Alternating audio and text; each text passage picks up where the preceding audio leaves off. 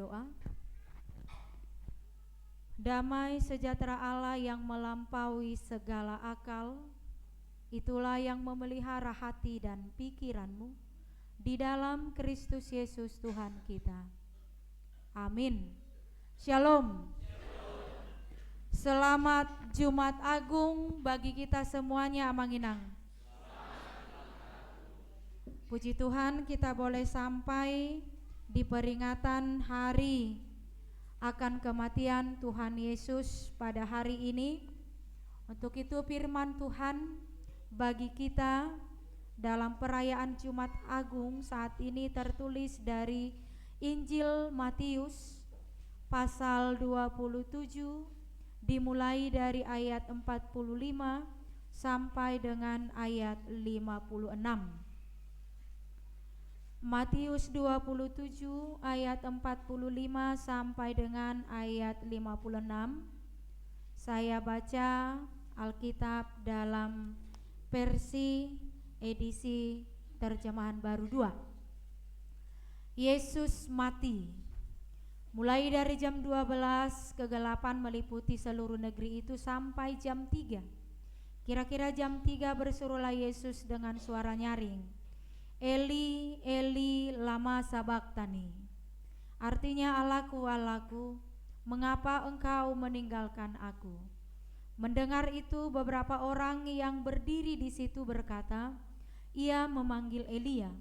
Segera seorang dari mereka datang yang mengambil bunga karang, mencelupkannya ke dalam anggur asam lalu melilitkannya pada sebatang bulu dan memberi Yesus minum. Namun orang-orang lain berkata, jangan, baiklah kita lihat apakah Elia datang untuk menyelamatkan dia. Yesus berseru pula dengan suara nyaring lalu menyerahkan nyawanya. Lihatlah, tabir bait suci terkoyak menjadi dua dari atas sampai ke bawah. Terjadilah gempa bumi dan bukit-bukit batu terbelah. Kuburan-kuburan terbuka dan banyak orang kudus yang telah meninggal dibangkitkan. Sesudah kebangkitan Yesus, mereka keluar dari kubur, lalu masuk ke kota kudus dan menampakkan diri kepada banyak orang. Kepala pasukan dan prajurit-prajuritnya yang menjaga Yesus menjadi sangat takut ketika mereka melihat gempa bumi dan apa yang telah terjadi, lalu berkata, sungguh orang ini anak Allah. Ada juga di situ banyak perempuan yang melihat dari jauh, yaitu mereka yang mengikuti Yesus dari Galilea untuk melayani dia. Di antara mereka terdapat Maria Magdalena, Maria ibu Yakobus dan Yusuf, serta ibu anak-anak Zebedeus. Demikian firman Tuhan. Bapak, Ibu, saudara-saudari yang terkasih di dalam Yesus Kristus, Jumat Agung atau yang sering kita sebut Good Friday atau hari peringatan kematian Tuhan Yesus Kristus. Ini merupakan salah satu hari atau perayaan yang sangat besar yang kita rayakan setiap tahun. Walaupun pada kenyataannya bahwa hari Natal itu menjadi perayaan yang sangat besar pada umat Kristen di seluruh dunia.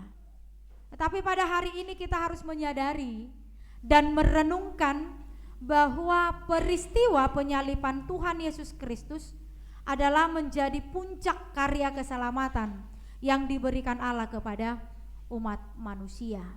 Jadi pada hari ini kita boleh memperingati sekaligus diperingatkan bahwa Allah telah memilih jalan penderitaan. Allah telah memilih jalan salib untuk menyelamatkan manusia, termasuk kita semua yang hadir pada saat ini di tengah-tengah gereja ini.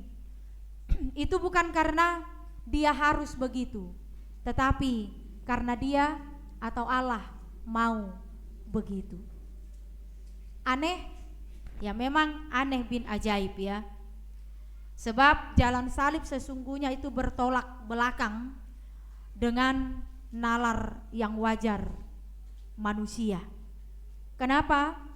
Karena menurut jalan yang wajar, manusialah yang sewajarnya, yang seharusnya membawa korban kepada Allah. Namun yang terjadi pada peristiwa salib justru sebaliknya. Allah lah yang membawa korban bagi manusia, yaitu Yesus Kristus. Nah, menurut jalan yang wajar, ya sesungguhnya yang terjadi dalam kehidupan kita, orang lainlah yang dikorbankan untuk kepentingan dirinya sendiri. Itu yang terjadi kalau kenyataan dalam hidup kita. Mungkin kita masih ingat tragedi Mei 1998, ya kan? Untuk kepentingan diri sendiri, mereka rela mengorbankan orang lain. Atau tragedi Ambon, atau masih banyak lagi. Ya, dari sewajarnya memang itu yang sering terjadi dalam kehidupan manusia. Namun yang terjadi pada peristiwa salib justru sebaliknya.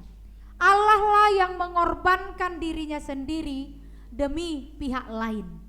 Allah lah yang mengorbankan dirinya sendiri demi saya dan kita semuanya yang hadir di sini. Nah, menurut nalar yang wajar atau jalan yang wajar, orang akan memilih jalan pintas, akan memilih jalan singkat dan mudah daripada jalan yang panjang dan sulit untuk sebuah atau sesuatu yang dia inginkan. Namun yang terjadi pada peristiwa salib itu justru sebaliknya. Allah memilih jalan yang sulit dan cawan, minuman yang pahit. Isi rohulu ate. Ay mulu adong na jalan-jalan pintas ima. Mulu adong na lebih mudah, ngapain kita ambil jalan sulit? Itu jalan yang wajar. Tetapi bagi Allah tidak, dia lebih memilih jalan yang sulit, memilih cawan minuman yang pahit ketimbang jalan yang wajar itu.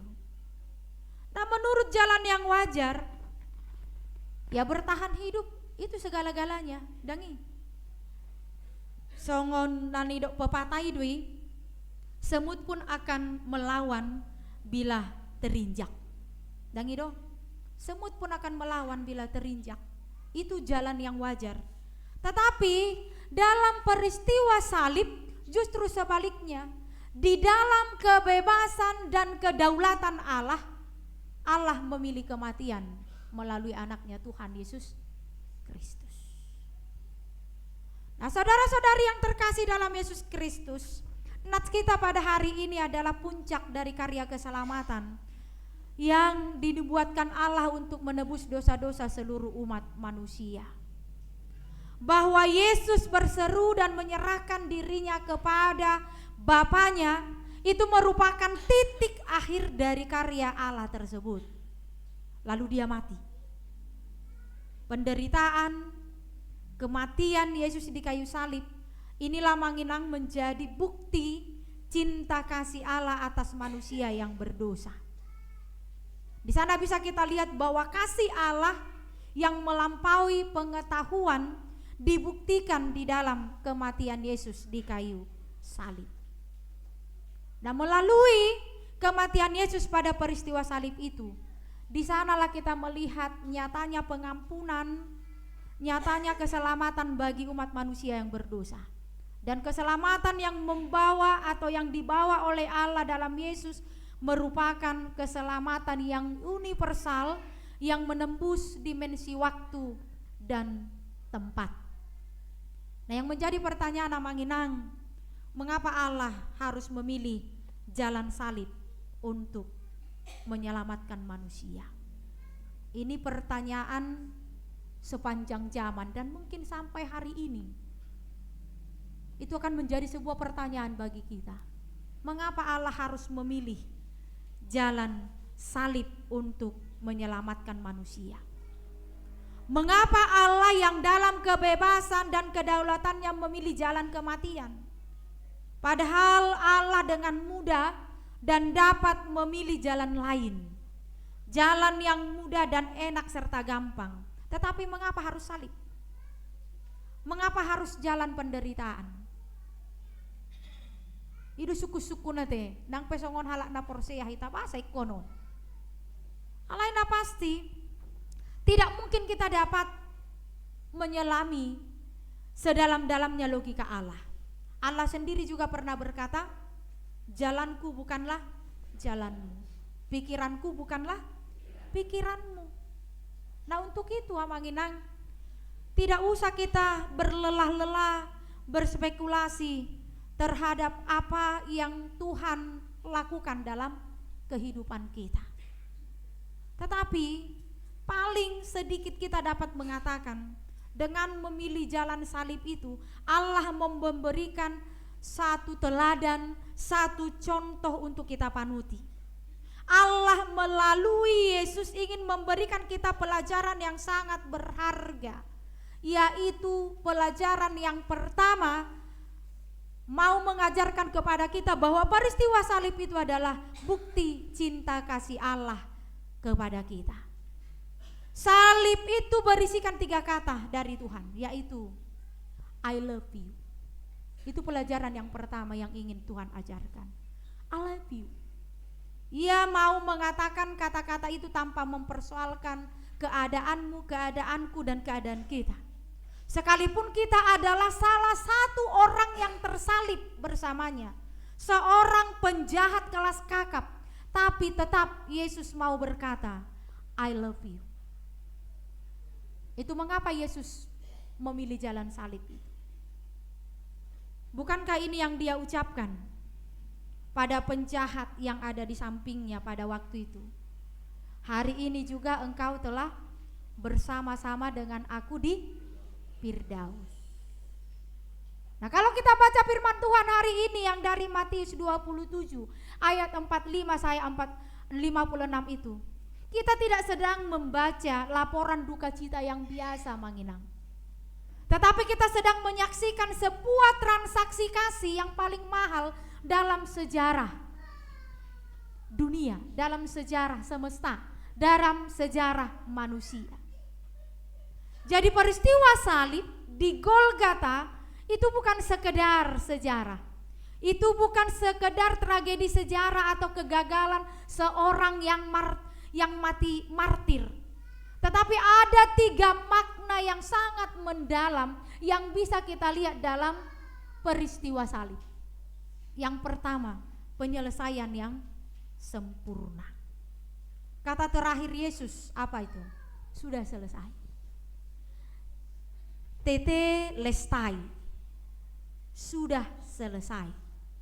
Kalau kita berangkat dari istilah dalam akuntansi kuno, kalau dikatakan tetelestai, itu artinya sudah lunas, dibayar. Nah peristiwa salib bukan kekalahan, melainkan transaksi. Kayak saya katakan tadi, dalam firman Tuhan ini bukan bercerita tentang duka cita biasa, tetapi bercerita tentang transaksi kasih. Jadi peristiwa salib itu bukan kekalahan, tetapi transaksi yang menyatakan bahwa hutang dosa yang tidak mampu kita cicil seumur hidup telah dilunasi Allah dengan satu sore yang gelap. Langsung lunas. Kalau mati pada di hau pinar silang, sudah utang dosa tai lunas. Yang kedua, kasih yang tidak logis. Itu yang kita lihat dalam peristiwa salib. Seperti yang saya katakan tadi, kalau dunia mengajarkan kita untuk berkorban bagi orang yang layak, tetapi kalau kita baca dalam Roma 5 ayat 8 dikatakan, akan tetapi Allah menunjukkan kasih-Nya kepada kita oleh karena Kristus telah mati untuk kita ketika kita masih berdosa. Nah peristiwa salib, Allah mau menunjukkan bahwa Ia mati bukan saat kita sudah bertobat, tetapi pada saat kita masih dikungkung oleh dosa. Jadi memang peristiwa salib itu adalah kasih yang tidak logis. Nah peristiwa salib itu juga menunjukkan bahwa tirai yang terbelah. Nah saat Yesus mati, tabir bait Allah terbelah. yang menunjukkan bahwa akses kita kepada Tuhan yang dulunya telah tertutup, tetapi dengan peristiwa salib tirai itu dibuka. Dan adong pe pangabati di hita antara manusia dengan Allah. Ida mulut ida dijahat diterpuk tei di patorang do di sisu di akhir hidup Yesus. Itulah pelajaran pertama yang bisa kita lihat, yaitu tentang kasih yang mau Tuhan sampaikan. Yang kedua adalah pelajaran yang kedua, peristiwa salib adalah tidak ada kemenangan yang lebih sempurna daripada kemenangan atas diri sendiri. Artinya bahwa itulah yang terjadi di Bukit Tengkorak atau di Bukit Golgota. Allah mengalahkan dirinya sendiri. Ketika Yesus mengatakan, Eli, Eli, lama sabachthani, Allahku, Allahku, mengapa engkau meninggalkan aku? Ini amanginang bukanlah teriakan sekedar teriakan kesakitan fisik, tetapi sebuah jeritan spiritual yang sangat mendalam. Artinya di sanalah Allah untuk bisa mampu mengalahkan dirinya sendiri. Artinya peristiwa salib, Allah atau Yesus tidak disalibkan, justru Dia yang menyalibkan dirinya sendiri. Idona boita ida. Mengalahkan lawan-lawan yang hebat adalah boidohonon, itu merupakan keperkasaan sendiri. Akan tetapi mengalahkan diri sendiri jauh lebih hebat, jauh lebih keperkasaan. Ada begitu banyak amanginang orang-orang besar di dunia ini yang menjadi besar karena berhasil menundukkan lawan-lawannya, menundukkan musuh-musuhnya yang tangguh. Akan tetapi kemudian jatuh karena gagal menundukkan dirinya sendiri, gagal menundukkan kepentingannya sendiri dan egonya sendiri. Ada begitu banyak orang besar di dunia ini yang naik tahta dengan perkasa, tetapi turun dengan tragisnya. Bukan terutama karena ia dikalahkan oleh orang lain. Alai yang sering terjadi, dia gagal mengalahkan diri sendiri. Ima persiajaran dapat dua hon dalam peristiwa salib. Bagaimana kita mengalahkan ego kita, bagaimana kita mengalahkan diri kita sendiri. Dan itu yang ditunjukkan oleh Yesus. Allah mengalahkan dirinya sendiri. Jadi Yesus tidak disalibkan, tetapi Dia yang menyalibkan dirinya sendiri. Jadi di boido tahida, jeritan itu bukan sekedar jeritan kesakitan fisik, tetapi bagaimana dia mampu mengalahkan dirinya sendiri, egonya sendiri. Nah, amanginang setiap hari Jumat Agung, ucapan dari kayu salib selalu berkumandang, ya Bapa, ampunilah mereka, sebab mereka tidak tahu apa yang mereka berbuat. Nah, ini mengingatkan kita untuk meneladani amanginang apa yang dilakukan Yesus kepada kita. Hidup dalam kasih kepada sesama dan mampu mengalahkan diri kita sendiri, ego kita sendiri, dan itu pula lah peringatan akan perjamuan kudus yang akan kita laksanakan dan kita terima nanti. Mengingatkan kita untuk hidup saling mengampuni sebagai wujud kasih tersebut, sebagai wujud pengampunan yang sudah kita terima dari Tuhan.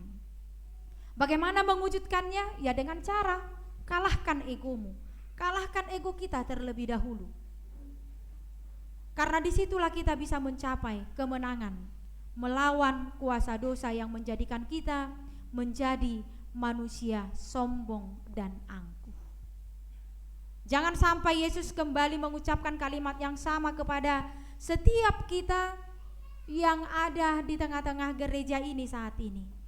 kepada kita yang sudah mengaku percaya.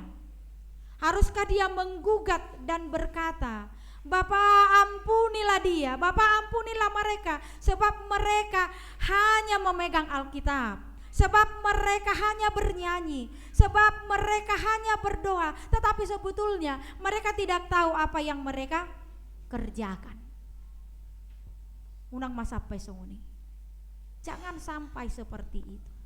Tapi di Jumat Agung ini mari kita merenungkan kembali, dan jadikanlah Jumat Agung ini menjadi momentum kebangunan keimanan kita, kebangunan kerohanian kita yang utuh, untuk tetap hidup menjadi anak-anak yang takut akan Tuhan, untuk tetap hidup bagaimana kita memuliakan Tuhan dengan sikap hidup yang benar dan yang selalu bersyukur.